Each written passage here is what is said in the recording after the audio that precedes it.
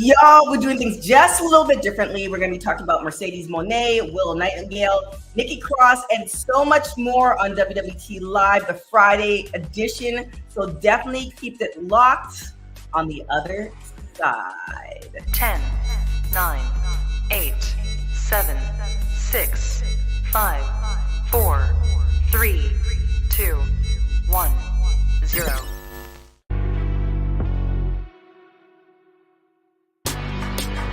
Women's Wrestling Talk, the #1 women's wrestling show on the planet. What's up, guys? Welcome to Women's Wrestling Talk, the #1 women's wrestling show on the planet. My name is TK Trinidad, and thankfully I'm not alone on this Friday. They chose to stick around. You guys chose to stick around to watch us because there's so much news happening. Mr. Professor is in the building. Hey, how are you, TK? I am good. You know, it's kind of like I'm happy it's Friday, but I still know I'm working. So it's just like, okay. But we're here. And then we also have the man with the plan, with the hair. He's presentable. He's all the things. The name's going to come. The name just comes to me organically, but I feel like next week the name will show up. Cedric in the building. How you doing? I'm good. Happy Friday. Like I said, the nicknames are something that have to be given. So whatever you guys bless me with, that's what I'll run with. It's so funny because when I was doing AfterBuzz, Evan T. Mack, I came up with Coco Cena and another name that he eventually took with him to WWE. But it's just like, so it just comes. It just comes. I don't know, maybe it's a gift. I don't know. But let's get into it because we have so much news to cover. And I think Monday is going to be even crazier. So what's our first story? Well, I guess one of the biggest stories that dropped dealt with the deal with Mercedes Mone. I think she's been the talk every day this week for multiple reasons. It started this week at the end of that Stardom event as she lost the IWGP Women's Championship. And then there was talk about what her contract would look like. Would she continue? Would she not? And so we found out today what could be next for Mercedes Mone, as she will be a part of Resurgence. We did know that, taking place in Long Beach on May the 21st for New Japan. But what we did not know until today is that New Japan Pro Wrestling will be introducing its first ever Strong Women's Championship. So NJPW Strong is basically like the American chapter of New Japan Pro Wrestling. It used to be the name of a show that they had on Fridays, but now they've made it their entire American movement. They have their own tag champs, their own singles champ, and their own, now they've got their own women's champion, which will be crowned in a one-night tournament that will feature stars from CMLL, AEW, and Stardom. So this includes Mercedes Mone, Stephanie Vacker, Momo Kojo, and perhaps the name everybody's talking about, Willow Nightingale. It's going to be a one-night tournament to crown the first ever New Japan Strong Women's Champion. A lot of people are saying that we'll likely see in the finals Mercedes versus Willow, and everybody's going goo goo gaga and ape over it, and I am too. I'm excited. I feel like I think people genuinely think, and I think I thought this too, that, yes, there's life after WWE, but we see, let's be honest, a lot of people, like, they bounce back, but it's WWE. You know what I'm saying? So I'm like, I love the way New Japan is positioning her. I love how she's doing it herself. I just love all the things. And I think I would love to see, because I'm always like a numbers person to an extent, like what their percentage, because I was looking at the tickets for Long Beach, and I might actually, which this never happens, very rare, I might actually buy a ticket, and right. I don't like nosebleed section show. I might actually drop like $100 to $150 just to see her, which no offense to New Japan Pro, but I'm there to see Mercedes. So I think she's doing well for herself. What do you think, Cedric? I like it, like the presentation, her kind of, for lack of better words, overexposing herself on social media these past couple of weeks, and because we want to see what's next. We want to see Mercedes, her next move. And we knew she was going to be in Long Beach, but like seeing Willow Nightingale on the card kind of gives us those first tea leaves of, is there going to be that small run in AEW? She's going to dip her toe over there. And what other matches can we see as a result of that? So this is the first time that we're going to see that type of Mercedes and what's to play after that, because we already know the New Japan relationship with AEW. So that's what I'm looking forward to. And yeah, I think a lot of people are going to be starting to tune into Resurgence, either whether it be digitally or going in person if you're in California, or even traveling from out of state, just because it's shaping up to be that kind of card. But all in all, the beautiful thing about this is like the second, you mentioned like getting the bag after WWE. We've seen it. Pretty much Cody Rhodes gave us that blueprint on a larger scale. But to see it with women's wrestling is just, the magnitude is that much greater.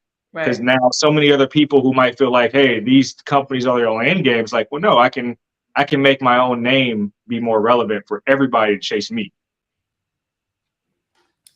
I like it. I can't wait to, there's just so much, like, I think May is going to be insane, just all around, just news-wise, Double or Nothing.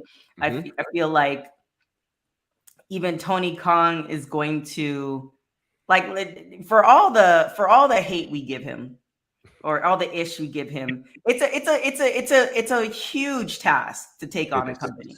So, you know, yeah, you're not gonna get it right, despite the fact that he's, you know, his dad and his family come from running companies. But this is like, wrestling is very unique, especially for it to be day in, day out. So I think with WWE coming back, because, you know, it dropped off for a while and AEW kind of took that bag, and then when Triple H took over, people are now excited with WWE coming back and other promotions actually like stepping up, and now we have a lot of wrestling. I feel like wrestling itself is going to take to a new level, and the storylines in May across all promotions is going to be insane.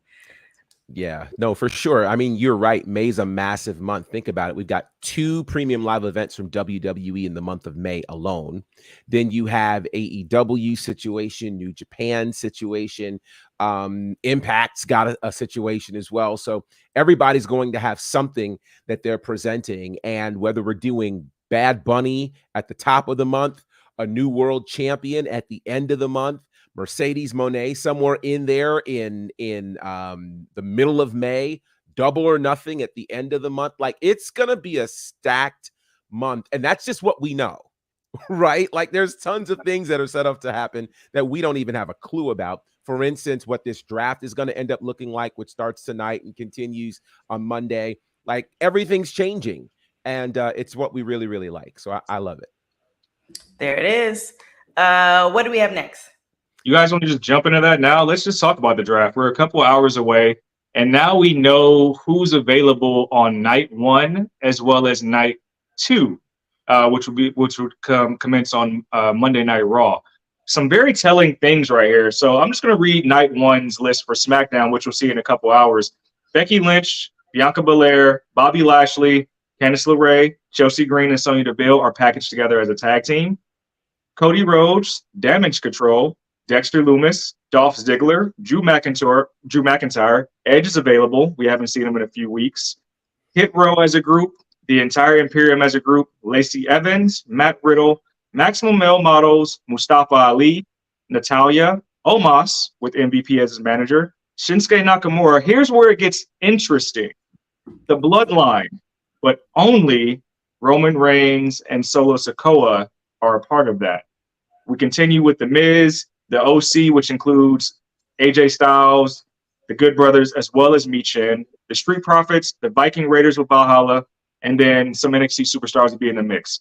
So the big news to come out of all of this is the fact that we are teasing the separation of the Bloodline or something of that nature, with Solo and Roman being available for SmackDown, but the Usos aren't available till Monday Night Raw.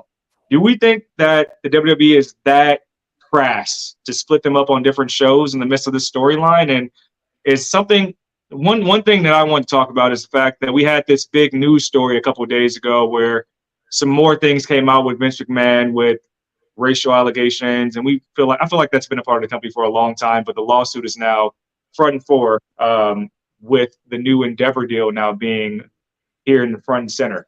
Do we feel like they're going to just drop something big on us tonight just to try to sweep that under the rug?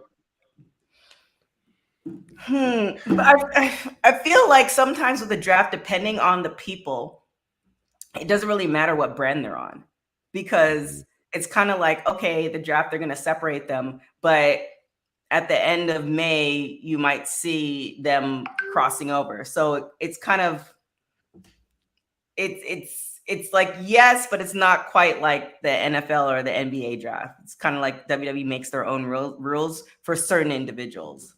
Mm-hmm. Yeah, I think, to that end, number one, WWE, if they really want the draft to stick, they're going to have to make some real rules that says Raw can only be on Raw and SmackDown can only be on SmackDown. Now, I do know, of course, that the World Tag Title match is tonight, and the tag champions, as of right now, show up on both brands anyway. So if that's the case and the Usos are in that particular match, then it would be a little premature to put them on the draft, because it might say a little too much, because we don't know if they're going to win or they're going to lose. So at this point, they would not be eligible. We didn't see Kevin Owens or Sami Zayn's name on there either. Again, that's because they are in that tag title match tonight, which is going to be massive. In terms of what they could drop on us, here's what's hard when it comes to like this lawsuit, for instance. I think things like the lawsuit are only large in the eyes of the internet wrestling community, which we are more and more finding out is a small portion of all wrestling fans. So, for instance, do you remember a few weeks ago when everybody was mad that Vince McMahon had seemingly taken over the Raw after Mania? And so they said they were going to do this whole campaign where they were going to hijack SmackDown, right? Mm-hmm. So you get on SmackDown and you expect to hear all these cheers and all these signs. Nobody had a sign.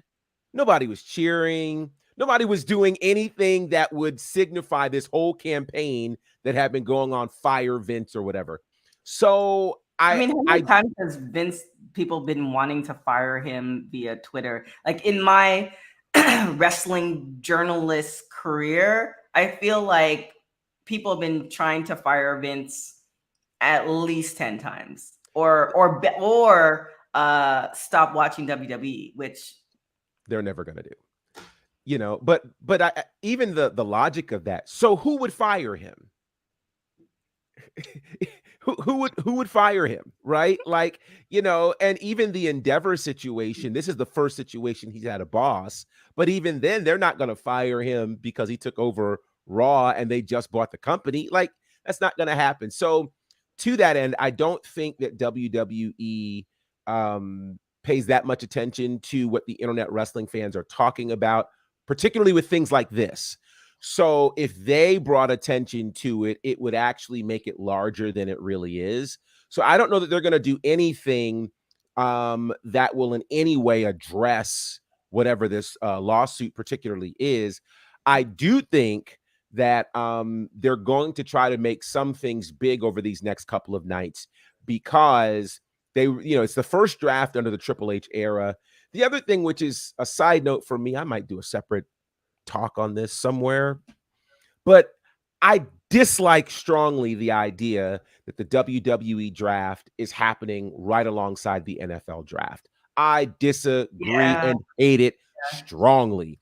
It is just like, listen, let the NFL do what the NFL does. This is always their draft time. Our draft time has been sometimes in October, sometimes in other. Why it's right next to the NFL draft bothers me and makes me feel like, once again, we are trying to feel legitimate when we already are legitimate. We're our own thing. So that's my big issue, far bigger than the whole situation with the lawsuit in terms of what WWE could and couldn't address on a larger scale. I mean, here's the thing. So we have a morning meeting at my job every day. And the meeting is like, we talk about cultural things that are happening in the culture. And so my co-host talked about the NFL draft. And then in my mind, I'm like, well, I could talk that the WWE's having a draft. But I think there are fans of the NFL, the cross between NFL fans and wrestling fans might not be as crazy. So therefore the WWE is just like, well, they're different types of fans. And if you are truly a fan of both, then you're going to watch both. I feel like the crossover of it, like they're not really paying attention to that because it's like, well, that's their lane and, you know, they're going to do whatever they want to do. So I think that's why they're just, you know, they don't care.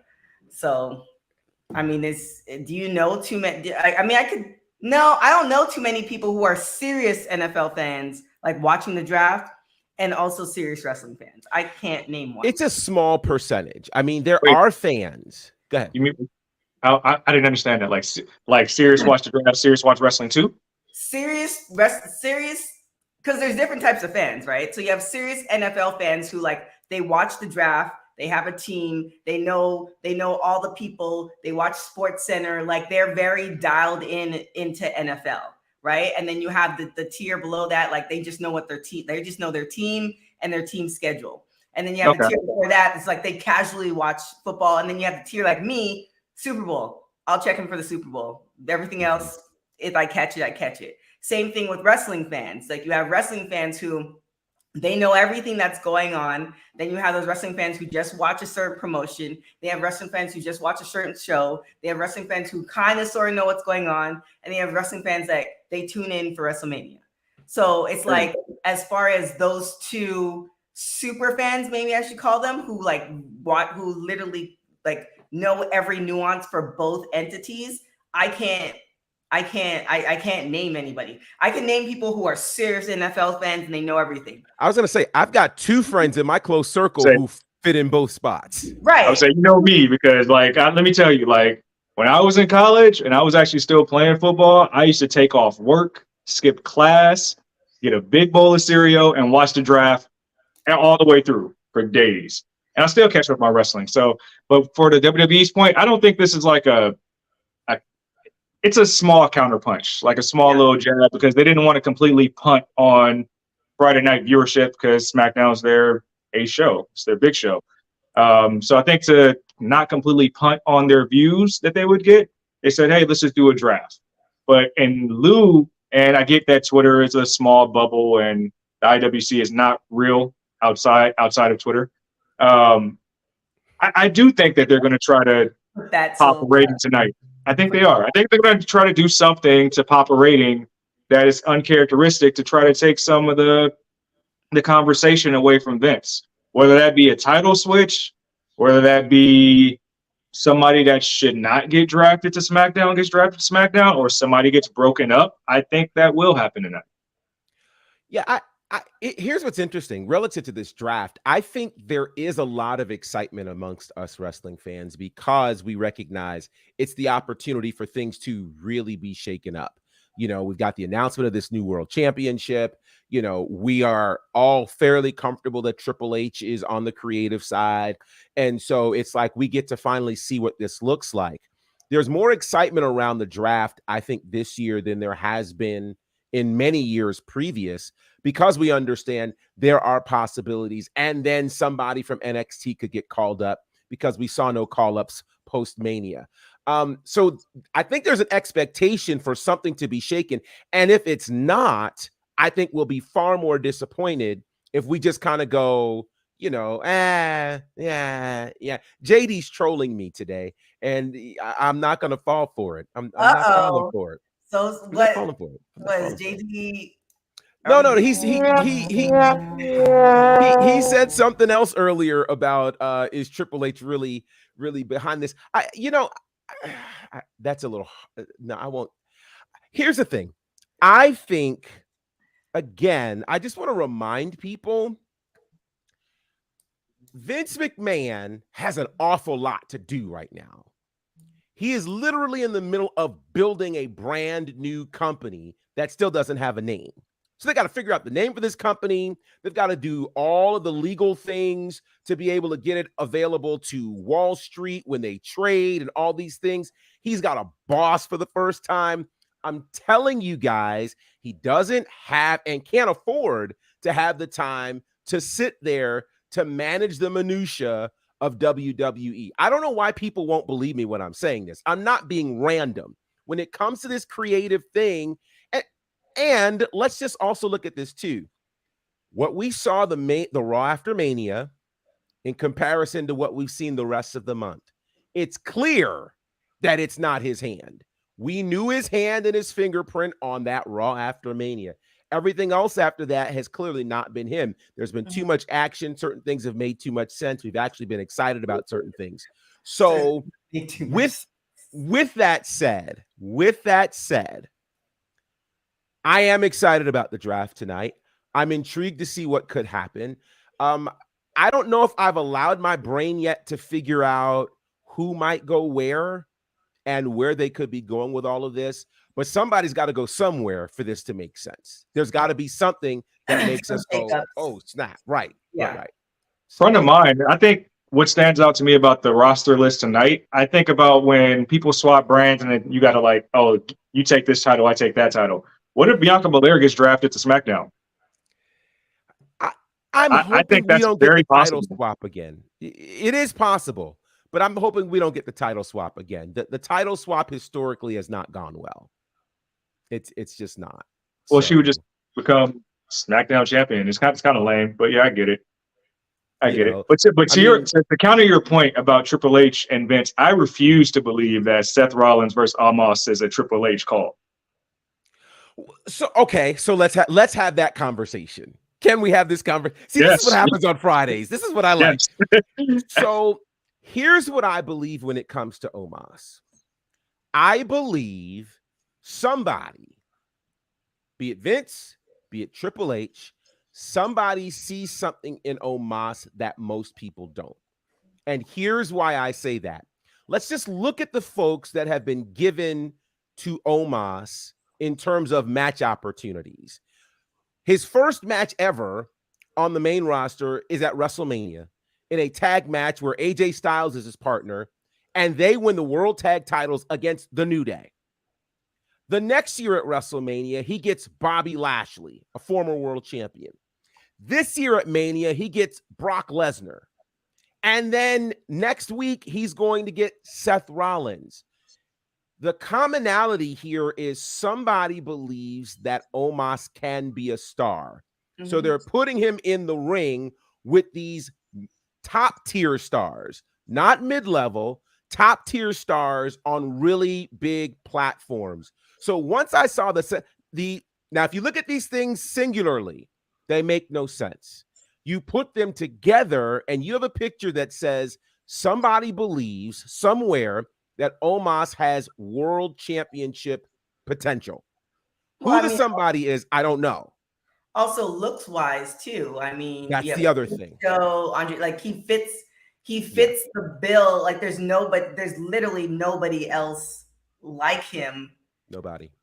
Like as far as ethnicity, as far as like all the things, there's literally nobody else like him on the roster. Right. So it would make sense to leverage that. Yeah, because in the long haul, like eventually, like I feel like even if people are not feeling him now, people will get used to him because he'll be that big guy. Like he's gonna fill. I think that's what they're trying to fill in, like that role. Because think about it, people weren't feeling the Great Khali, and he became a world champion. Not everybody felt the Big Show for the longest time. I think there's a thing for anomalies and for, again, people that it's weird. On one hand, I think we all like to see the everyday person become a champion. Mm-hmm. On the other side of it, there's that superhero-like quality. Like for instance, Ricochet is the average size, but he doesn't do average things. And you go, okay, I can't do that. All right. I can't do that.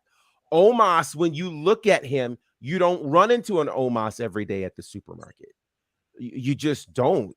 And when you look at him, you have to stare. Like you have to. So I just think that with him, we might not be dialed into where he could go, but somebody somewhere does. And I think, be it Vince or Triple H, because it's happening too much now to where you can't say, well, maybe Triple H sees something too, you know? And the thing is with Omas, if you keep feeding him, local talent, local enhancement talent, you're never going to really see what his possibility is. He needs to be in there. If you're going to put him as a main event caliber person, he's got to be in there with those kinds of people for image sake alone. And then we can say, hey, he lasted in there with them, et cetera, et cetera, et cetera. But I think, and I know it's taken me most of this week to even wrap my head around this idea that Omas at some point could be a world champion, strictly based off of who they're putting him in the ring with. Yeah. I think it's a long game with him. It is. Very much so. So if he goes over Seth, which I don't know, like I'm still trying to wrap my mind around it's exposure. It's benefiting Omas for exposure, stuff like that. But if he somehow goes over Seth, is he in the tournament later that month? If he goes over Seth, absolutely. I think if he puts up a strong showing against Seth, he still ends up in, because he put up a decent showing against Brock. He didn't completely stink up the joint. Well, there it is. Well, I have nothing else to add. What else do we have next?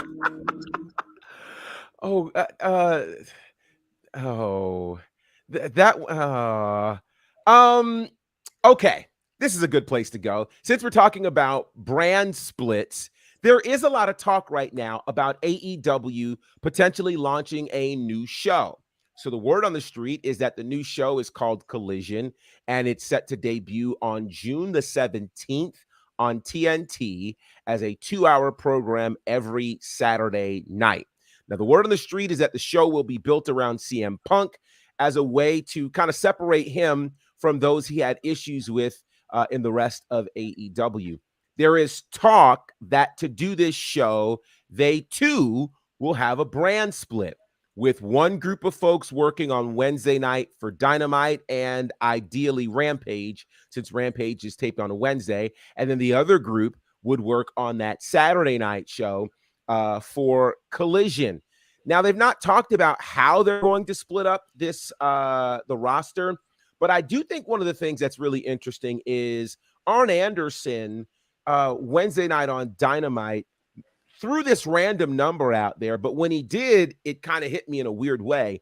He was talking about Wardlow, and he said that you have something different than the other 150 people in the back. And I went, AEW has 150 people on their roster? Good Lord. So now the question would be, how do you split this crew? What does this brand split actually mean? I'm assuming that a brand split means that the Saturday night show would be live, but then are we ever going to have scenarios where the two brands end up interacting with each other at pay-per-views? Maybe. I don't know. But yeah, that's right now the plan in terms of the talk on the street. Well, I mean, we had, was it AEW Dark?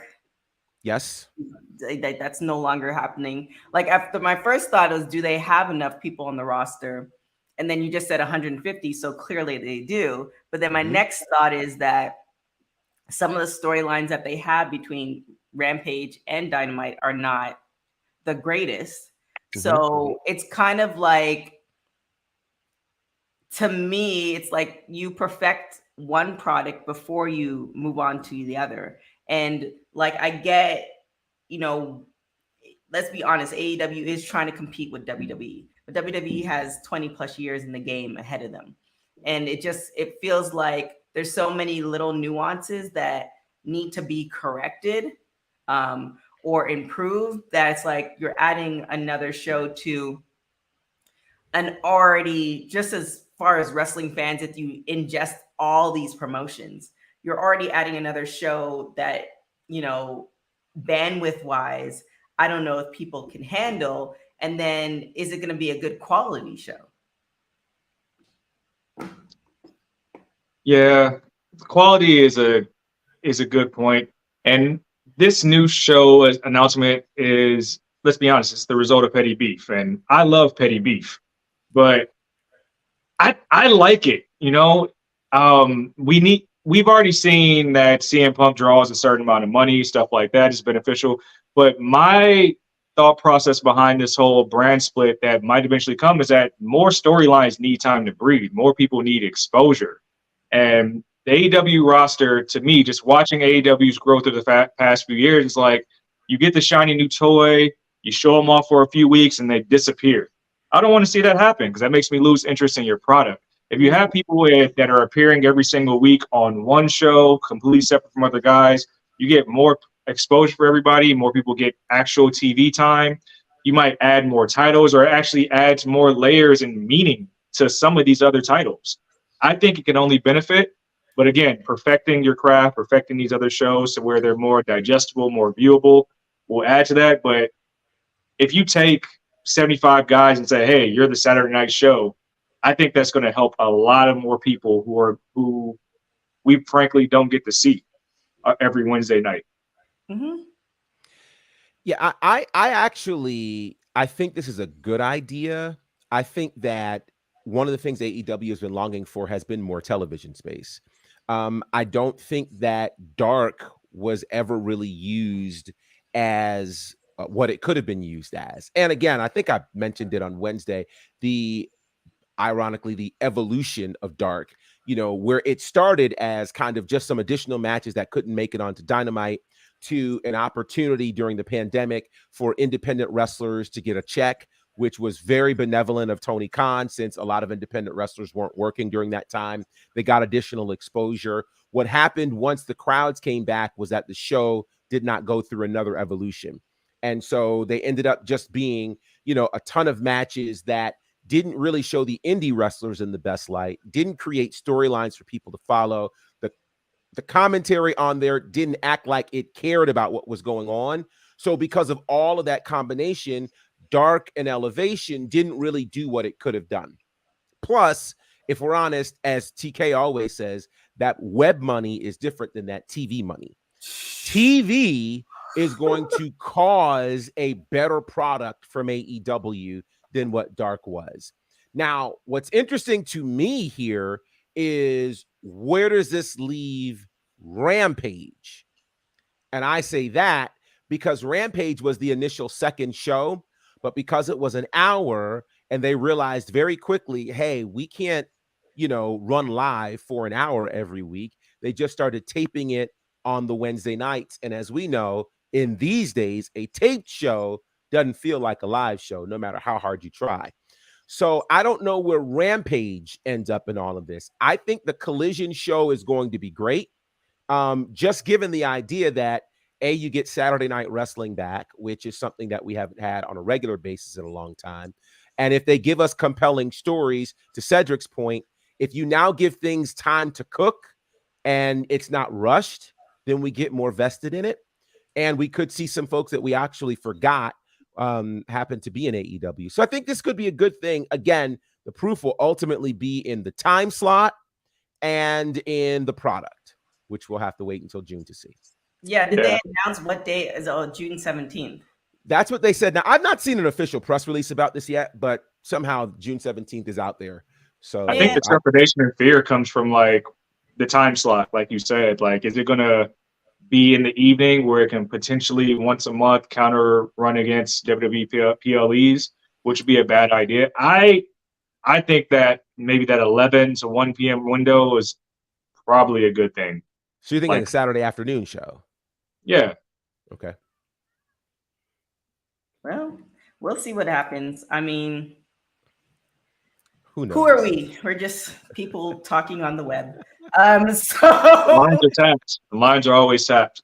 Yeah. So, well, I mean, I do like, I always says, I always want people to eat. I want people to get a job. But when it is almost at the expense of the sport itself, meaning that, we're getting somebody, but you're not showcasing them properly, or don't get a good storyline, then like, I don't think they're happy. Then we're not happy. Then like, I think with wrestling, as we're watching this, you're creating memories.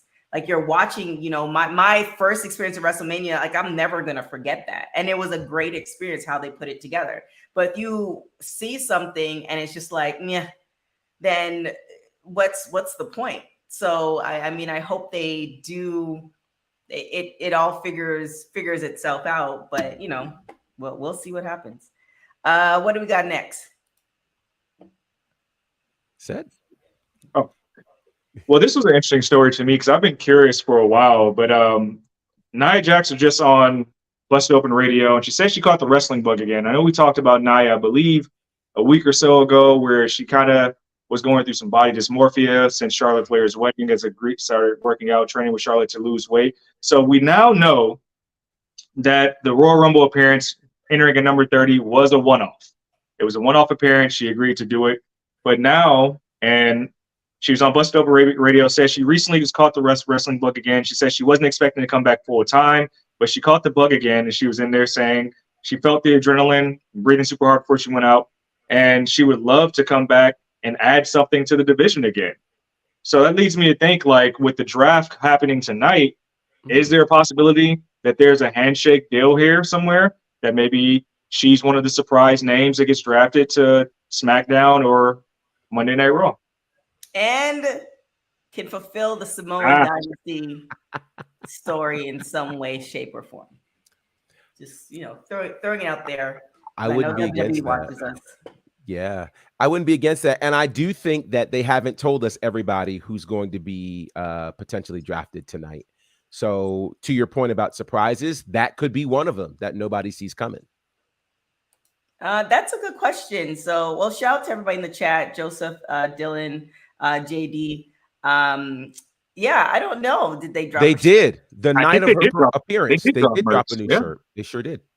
So I feel like if they dropped a shirt, is she still kind of signed to a non-competition clause? Because I feel like if you're not signed to WWE, how are you going to drop a shirt and make money off of that person's likeness? This is interesting. On Monday, we were talking about like optics and stuff like that, and the reason why Naomi wasn't included in the Bloodline storyline. I think this could be like their fallback option. That it makes sense for it to happen now during the brand split, to kind of, especially if you separate Roman and Solo on certain shows, and then the Usos and other shows. Like, we see what Rhea's been doing in Judgment Day, just bullying grown men every single week. Why not have that same layer with the Bloodline? Yep. With Nia. Yep. I like it. As an enforcer, because let's be honest, like, some people are better on the mic than others. Yes. And if you're not the greatest on the mic, then why not have people who are great on the mic and you do what you do best? So I would love to see it. And Dylan's from those AfterBuzz days, so I've been talking about it forever. I would love to see it, but you know, maybe WWE is not doing it because they know if they do it, then I'm gonna have to, you know, come and collect. I don't know. It is what it is. Let's hop into wrestling facts real quick. Okay. It's wrestling facts. Yeah.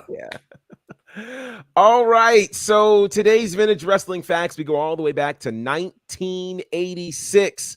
An organization called the AWA, who at that time was kind of part of the big three. You had the NWA, the AWA, and WWE.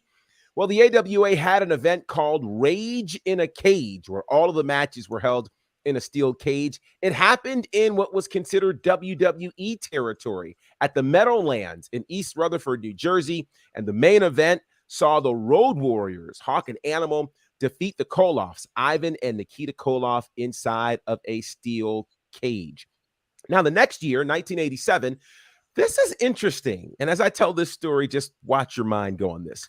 So it was Saturday night's main event in South Bend, Indiana.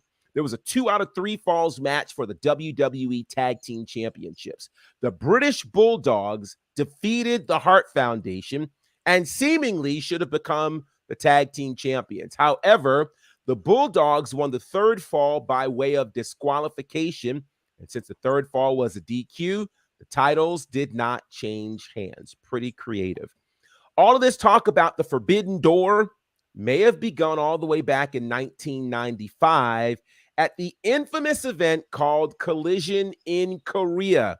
This was a joint event between WCW and New Japan Pro Wrestling that happened in North Korea. In fact, there was a whole episode of Dark Side of the Ring dedicated to this event because it was that crazy.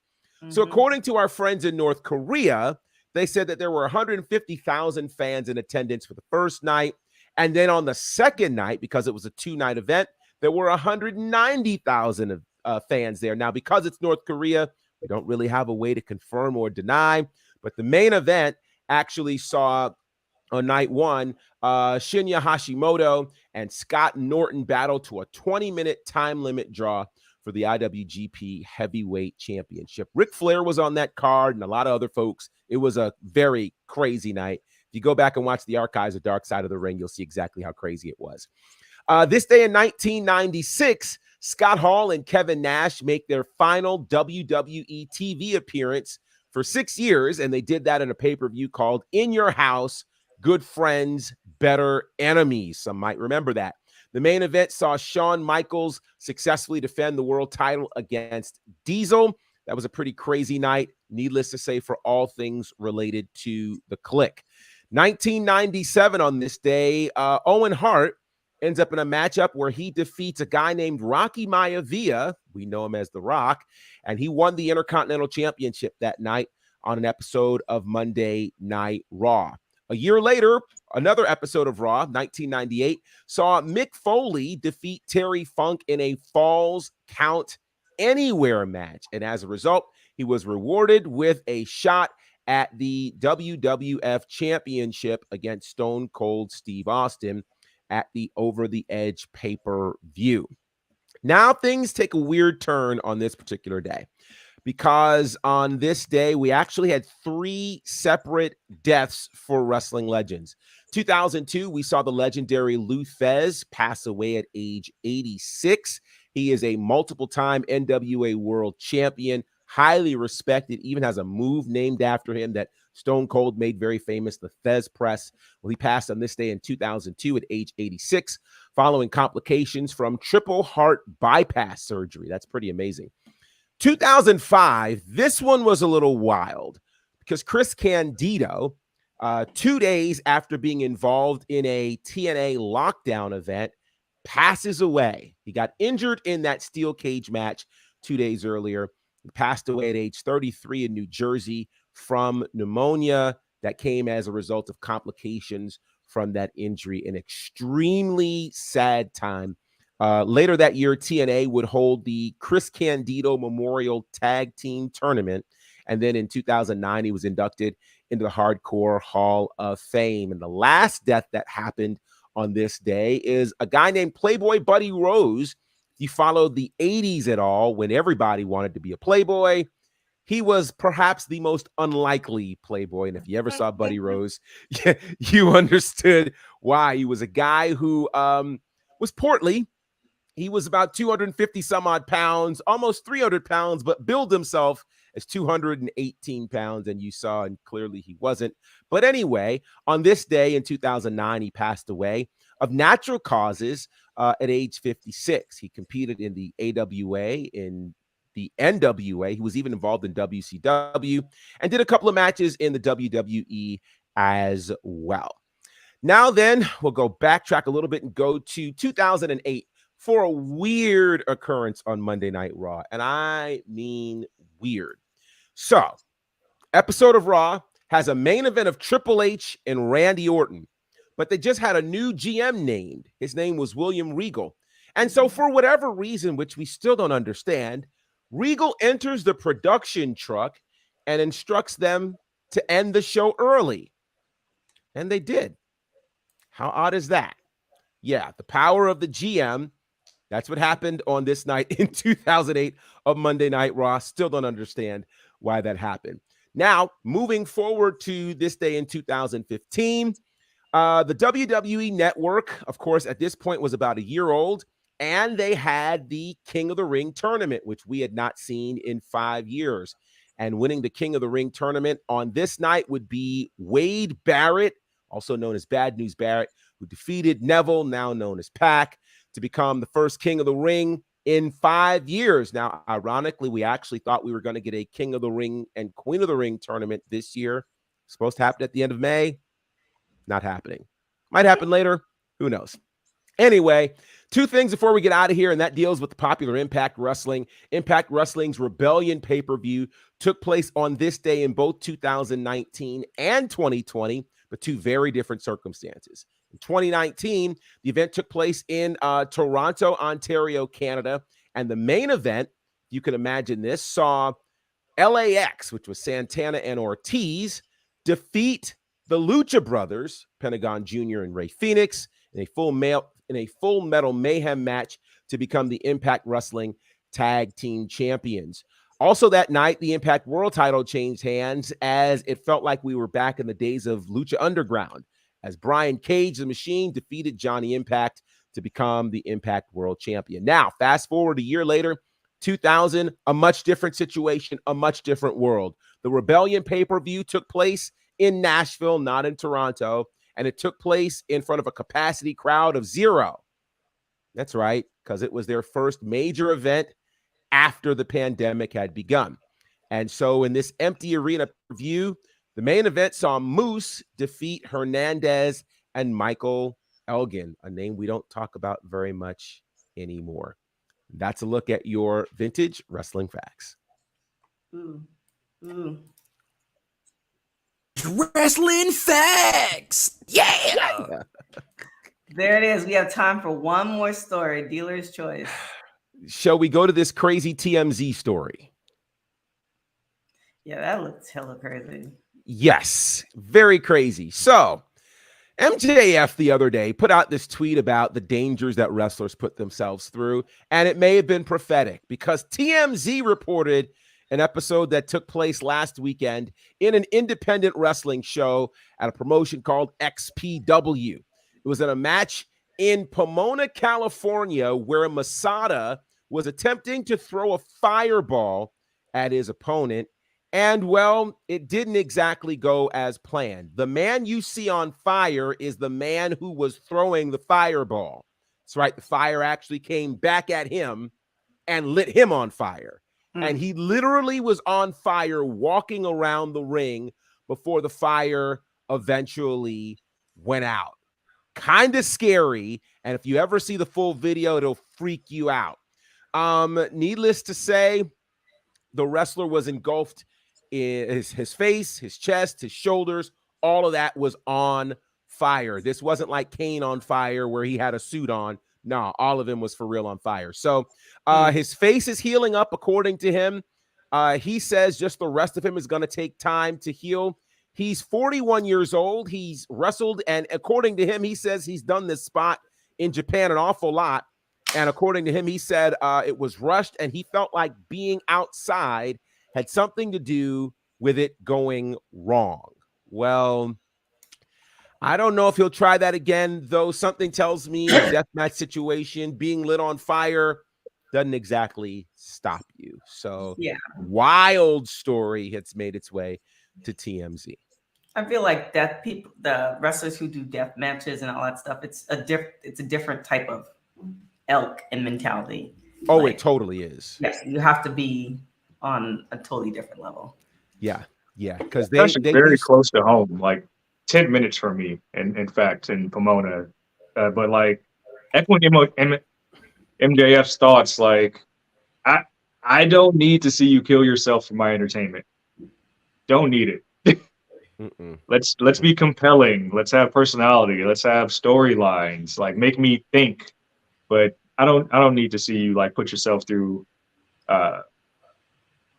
pain like that. Yeah, but some people enjoy it. I mean, the stuff that you said made me think. Reality TV doesn't make people think, and reality TV, and of course, people are not injuring themselves in reality TV. But I feel like there's certain pockets of people that want to see that stuff. Like when they showed like the death matches on Dark Side of the Ring, like I couldn't even watch it. I was like, I'm good.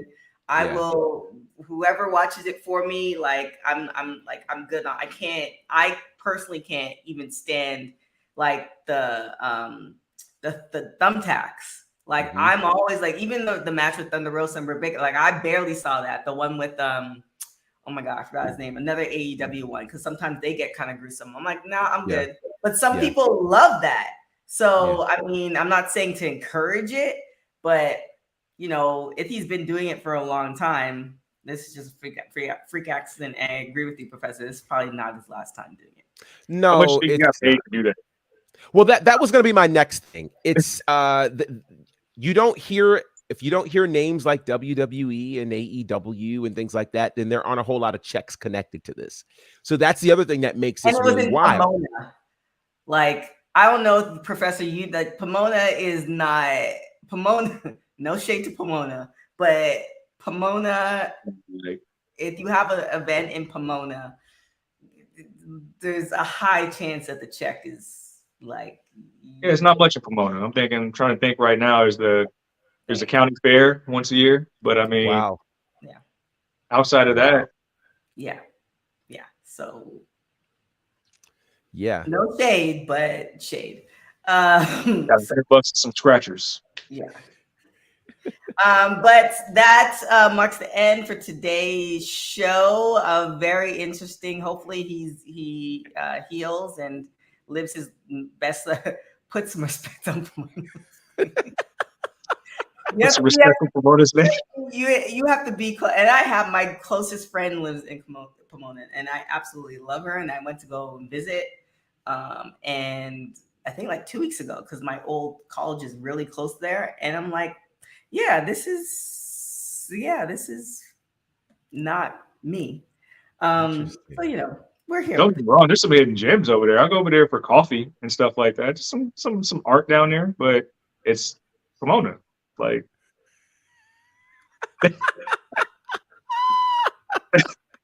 if you're gonna go there to, we can go on a whole tangent on what you can go to Pomona for. Like, but here we are. But if we have any fans in Pomona that are interested in sponsoring this show, by all means, we welcome you to be a part of what we're doing here at WWT. If the city of Pomona wants to, assist in helping us put respect on Pomona's name by assisting with some financial, it'd be a fun campaign. Then I have no problem. Educate me on the reason why Pomona is not Pomona. Pomona Brands, drop the DMs. There it is. Drop the DMs. With that being said, Cedric, what's the plans for this weekend, and where can everybody find you? You can find me at Says on Twitter. That's CEDD_SAYS. And Said is the answer on Instagram. I also write for Daily DDT. Got some articles on there you can check out. Plan for this weekend. We piggybacked it up earlier. I'm going to be watching the draft. I'm going to park my chair and watch NFL draft. But actually today, I'm going to do something special for a kid. I'm going to pick up my godson after this. He turned 10 a couple weeks ago. So I think we're going to do something fun. I don't know what, but I'm going to surprise him. Going to Pomona? Yeah, exactly. Yeah, Happiest place in the world. There it is. Also probably hella hot because it's like 80 something degrees here. So Pomona is like even hotter. It's desert.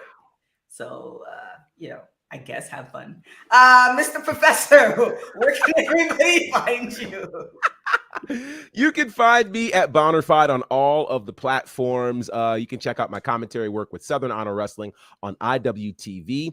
My commentary work with Battle Slam. We just had our 1-year anniversary this past Sunday. So all of our shows are on Fight TV, and that show will be hitting pretty soon. And then you can check out my work with the Nightmare Factory. Student Showcase 9 is available now on YouTube, so you can check that out on the Nightmare Factory's YouTube page. And then, of course, on various and sundry podcasts, including Wrestle Extra, of course, WWT Live, my own podcast, The Faction.